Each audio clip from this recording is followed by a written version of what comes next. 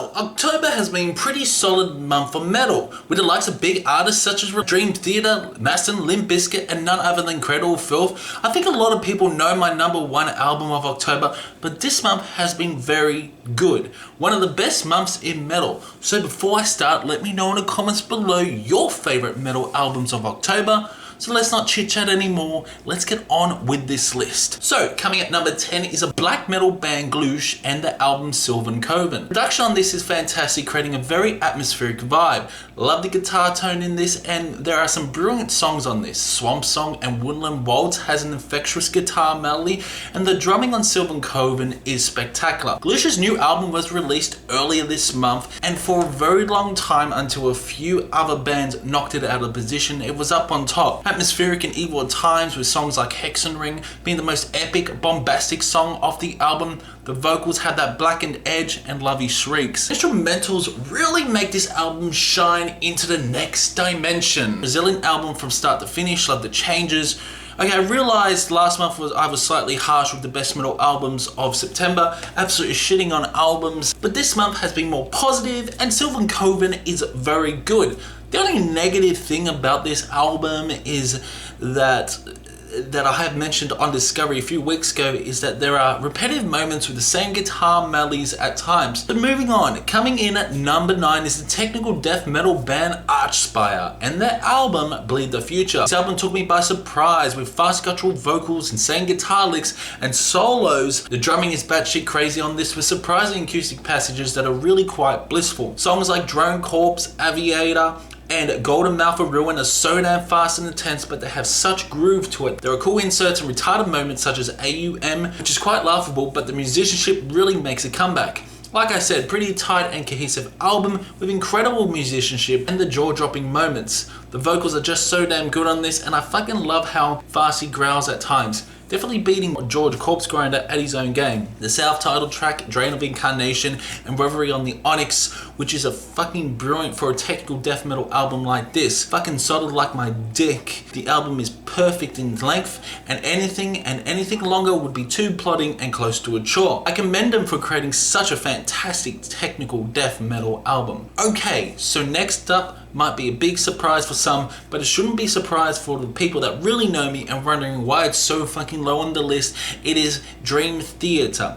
So Dream Theater released a new album, A View from the Top of the World, after 2 years. Okay, this album is good, but it's not great.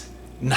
This is one of Dream Theater's most technical, heaviest albums, but to me, as you saw in my ranking, I feel it's one of their fucking weakest. There are catchy chorus and great solos, but none of it matters if I don't connect with it. And after many warranted listens, I finally appreciate this album, but at times this LP feels like a shell the Dream Theater were once. It's all there, the crazy keyboard and guitar solos, Magini's incredible drumming and the melodies, but what isn't there is the emotion that DT usually have. In my opinion, this album lacks emotion, and I never thought I would say that about a Dream Theater album. But behold, A View from the Top of the World is just a wank fest. I feel a lot of the songwriting is subpar, and it could have been better. And a lot of the crazy shredding by Petrucci and Rudess just don't fit the context of the actual fucking songs. However, this is just nitpicking, and I love the album now, especially the 20-minute epic A View from the Top of the World. See the view from the top of the world. The cool solos and the chorus is amazing, but just has a weak outro, and still to this day I stand by this is one of the weakest epics, but still great. Awaken the Masters Genty song with Petrucci playing an 8-string guitar, making one of the heaviest songs ever by Dream Theater. It's a good album, but it's not a great album. But overall, this album will struggle to get to my top 20 at the end of the year. Okay, one album that is better than A View from the Top of the World is none other than Trivium's In the Court of the Dragon. Fuck me sideways, this album took me by surprise. It is one of the most heaviest albums by this band, with some great songs like the self-titled track. Love the guitar work, and the Alex Bent drumming is spectacular. This has to be one of their best albums in the discography because there is just so much variety. Some melodic catchy parts such as the choruses of The Shadow of the Abattoir, The Phalanx, and like the sort of Damocles that have great odd time signatures, still captivating the medical aspects along with the prog metal aspects that Trivium is so good at. Some great solos throughout the songs and brilliant production. Great album from start to finish. Fantastic musicianship. Trivium back and better than ever with this LP that really took me by surprise. Next up is Lords of Black and the album Alchemy of Souls Part 2. I was looking forward to this album since Alchemy of Souls Part 1 was absolutely incredible from 2020. This in my opinion is a slight step down, but it still fucking bangs. The vocalist sounds like legendary vocalist Ronnie James Dio at times, and this album holds a true stance of prog power metal with soaring guitars, intense and heavy drumming with flourishing symphonic moments. This album in my opinion is just as epic as Part 1, but what lacks for me is the songwriting. Although this LP is one of the best of the month, I feel it won't make it to the top 20 at the end of the year. First of all, it doesn't warrant its length, and the musicianship, although can be fire, it can also be bland. Melodies, choruses aren't as catchy as the previous albums, and I just feel like they get lost in sort of a tangent. Yeah, it was a good album, but it could be better. I've been playing shitloads of it like all the other albums this month, and it does grow on you. Really enjoyable moments such as the song of Maker of Nothingness. Maker of Nothingness. Would you swear Dio is singing that song? Bound to You has fast-paced guitar solos, and there aren't any ballads, just intense heavy metal with great solos and vocals. Okay, so we are halfway through our list. Here's a little update what's happening this week. Recently, we hit 600 subscribers, which is amazing for me. Honestly, I didn't think I would get to that. Well, you should have expected it, Jamie, since you once reached 7,000, you retard. Black Discovery is the next video, and the next album I reckon will likely be Bolt Thrower. A lot of you guys voted for the band, and I'm here to deliver. Moving on next is the Melodef metal band Bloodred Hourglass, and the album Your Highness.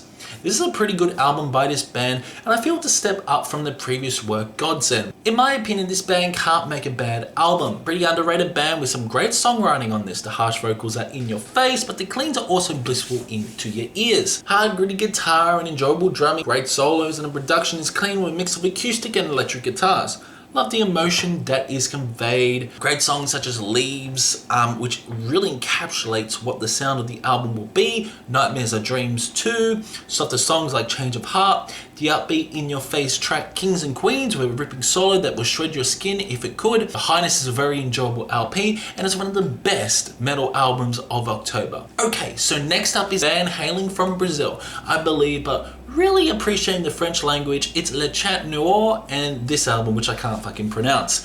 This was released the same week as Cradle of Filth, and their new album Existence is Futile. Chat Noir has spooky pianos and organs creating elements, making this a real treat. This is a gothic metal album filled with dread, history and Victorian themes, not to mention vampires. The vocals are harsh and shrieky, which you want for black metal, and the guitar tone accompanied with the organs and strings are a match made in fucking heaven. This is a pretty simple and intense black metal album, and no way would it be one of my favorites of the year, but it's still solid, and I come back listening to this album on a few occasions, discovering new sounds. A very vampiric album with lots of spooky sounds, perfect for the spooky season. The instrumentals are tight and cohesive, and the melodies are very good on this. We are edging closer to my number one reveal. Next album that took me by surprise is the Australian prog death metal band Balaclaw. Okay, this album was great with many different musical passages and great guitar work with flourishing drumming. The vocals are aggressive in tone, and I love his growls. Songs have an evil black vibe at times. Drumming is punchy and impactful in tone. Some great melodies such as the songs Locust, Foothold has more of a blackened edge, and the epic Much More Was Lost, which tied the album all together with some plodding passages to intense and heavy parts to really leaving the listener wanting more. Very cool instrumental tracks on this that really transport you to another place. Nice piano sprinkled throughout the album, great progressive passages. Really enjoyed this one, and that's why it's so damn fucking high. Number 2 is Mastodon and the album Hushed and Grim. Yes, this LP would have been number 1, but we got another album that was slightly better, and an album I was waiting for years that did not disappoint in the end. So Mastodon, unlucky, is sitting at number 2. Wasn't really a big fan of this band until this album was released. Always thought they were just alright, but holy shit, after listening to Hushed and Grim and becoming addicted to it, I have a new profound respect for Mastodon. This album is so damn fucking good, incorporating so many different sounds. Production is heavy in tone, and love the guitar and drum tone on this. The vocals are brilliant on this, and there are some cool sci-fi moments with great cool solos. Guitar is on point on this. Mastodon can get very heavy at times. Lots of emotion seeps. Songs like We Had It All, Crux, and Peaceful and Tranquility. Soaring choruses are present on this with songs such as Pain and Anchor, Tear Drinker, and the doomy closer, Gigantum. Fucking love the Egyptian-like melody strut Dagger. This is such a solid album from start to finish. Great double album, the second half being the strongest. I think a Mastodon album ranking will soon become a reality on this channel. So damn fucking good. This is what I want for prog, to be pure emotion, great solos, no wankery, and just storytelling. Mastodon delivered it in style. One of my surprises of the year. Okay, so finally here is my number one. It's none other than Cradle of Filth. Existence is Futile. Come on, it has to be. Love this album, great fucking album, great guitar work, and the songwriting is amazing. This is probably the most fun Cradle of Filth album out there, and probably one of the most catchiest.